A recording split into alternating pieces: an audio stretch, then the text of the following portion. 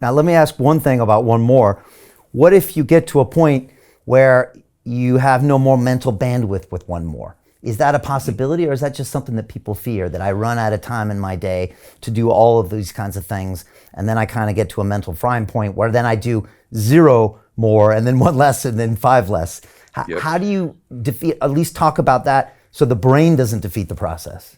Okay, maybe in a minute after this, we'll talk about time, because I have a whole chapter on how to bend and manipulate time. I know you okay, don't want to we'll get there to that. next. Yeah. But I got to tell you, I have a chapter in the book where I talk about one more inconvenience, which is learning to do the inconvenient and difficult thing. But the underlying factor in that, to answer this part of the question, is this. I have a quote in there where I say, extremity expands capacity.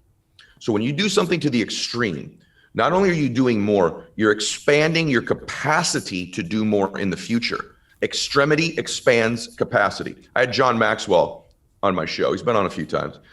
And everybody probably knows who John is, but he's a prolific leadership author, one of the best authors of all time, but really been a good friend and mentor to me. And he said, Ed, I'm growing more in my 70s than I've ever grown in my life. And that's something guys of that age say all the time, right? You're like, yeah, you got it. 70's the new 50, right? And he goes, no, I really am. And he said, I've pushed myself to grow so much in the last 50 years of my life that my capacity to grow is expansive because of it. And in that minute, I went, extremity expands capacity. I have a really bad right shoulder. The reason I do is my shoulders used to be much bigger. I expanded the capacity of my shoulder socket so that a big old shoulder could fit in there. Now that I've trimmed and leaned down and I'm not lifting quite as heavy, this shoulder kind of floats around in there because my capacity for that space is expanded by the extreme things I did to expand it. So it's a fallacy. That will not happen to you. As you expand your work ethic, as you expand the one mores, your capacity to do one mores expands in a very congruent way. Yeah, that's so powerful. And I want to get into the time management because you got a whole chapter to it, and you got 5 principles of time management, which is really important. You're talking a little bit about identity, which again, you dedicate chapter in the book to, Ed. And again, you're already starting to put little bits of it in here as far as telling yourself, showing yourself you can do it. Can you talk about that change in identity? Ed, it must be the biggest thing you see when you meet with people that are struggling with success, is that they don't believe they're that person, that they don't see themselves as that person. So they don't. And I love Think and Grow Rich. I love it. It's right here. I mean, it's one of my favorite books of all time. I have my Bible and Think and Grow Rich. But here's the deal, man. And I love the book. It's awesome. It's my favorite book. Right. But you don't just think and get rich. I know. You got to do stuff. And so, I wrote the book on how do you think and what do you do simultaneously.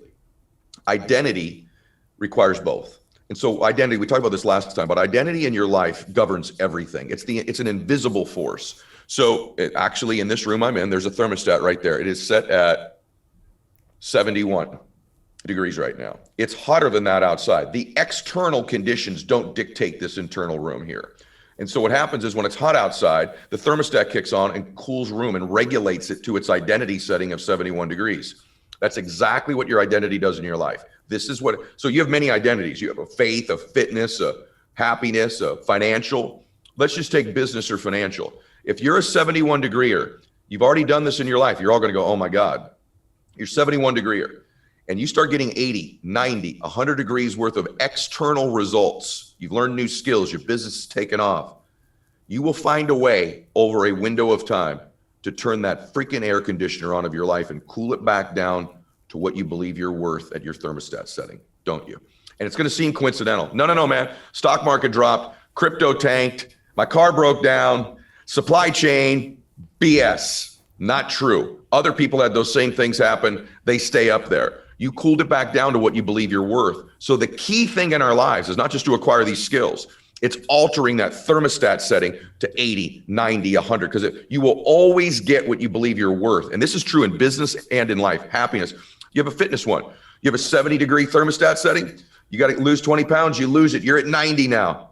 A year and a half later, you see that person, they put the 20 pounds back on. They turn the air conditioner on of their life. Relationships, same thing. Man, I found the love of my life, but you're a 70-degree, what you believe you're worth in a relationship. Year later, you see what happened. We grew apart. Wasn't what I thought it was. Cool it right back down to being alone. How do you change it? 3 quick things to say it fast. I won't detail them. I have a trilogy of changing your identity. 1, faith. If you have faith, You should connect it. If you have it, whatever it is, you should be connecting it to your identity. If you're really the child of a loving God, or you believe the universe vibrates at a frequency in the quantum field that you could tap into at any time you want. It's interesting to me, people of faith, man, if you're a Christian, I love Jesus on Sundays, love him in my Bible study, but when I walk into that business meeting, I'm solo.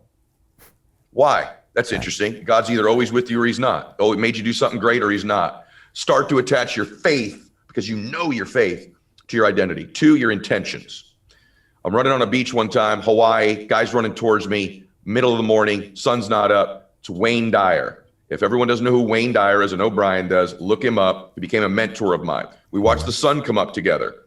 He says to me, Ed, you're going to change the world. You've got this amazing voice. Your mind's incredible. I was like 28 years old. I'm sure he said this to lots of people. And he goes, and that's not why. Would you please do me a favor and never attach your worth to your skills or achievements, because you'll chase them forever? I said, sure, Wayne, what do I attach it to? He said, your intentions. You've got a beautiful heart. You want to serve. You want to make a difference. Attach it to your intentions, Ed, and you'll never be alone. And I went, you know what? I don't always believe in my abilities. I always believe in my intent. So even before we started today, bro, I said a quick prayer connected with my faith. I reminded myself, I don't have every answer, but man, would I love to help some people today. My intention is to serve you and these folks. So that's 2. And then 3rd is association. If I'm a 70 degreer, I hang around a 100 degreer, they heat me up by proximity. 1 is not enough. You have to attach your faith or belief systems, your intentions, and your associations. You alter the thermostat setting.